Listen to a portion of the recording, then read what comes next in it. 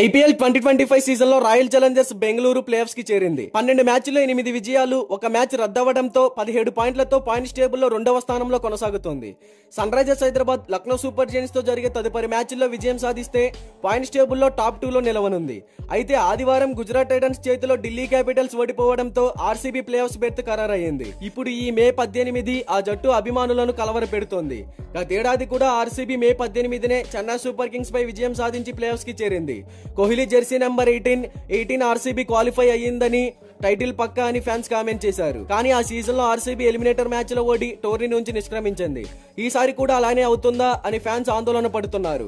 Play offs కి చేరిన సంతోషం కంటే గతేడాది ఫలితం రిపీట్ అవుతుందా అనే భయం వెంటాడుతోందని ఫ్యాన్స్ కామెంట్ చేస్తున్నారు. ఆర్సీబీ తమ తదుపరి 2 మ్యాచ్ల్లో గెలవకపోతే ఎలిమినేటర్ మ్యాచ్ ఆడాల్సి ఉంటుంది.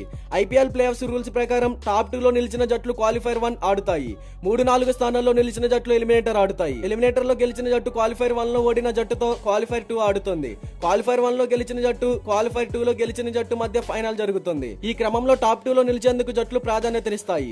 క్వాలిఫైర్ 1 లో ఓడిన క్వాలిఫైర్ 2 రూపంలో మరో అవకాశం ఉంటుంది.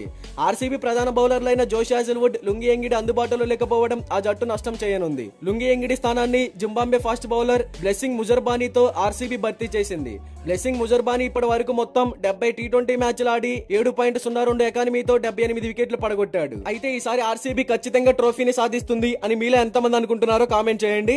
ఆర్సీబీ ఫ్యాన్స్ అంతా మన ఛానల్ ని సబ్స్క్రైబ్ చేసుకోండి, పక్కనే ఉన్న గంట సింబల్ యాక్టివేట్ చేసుకోండి.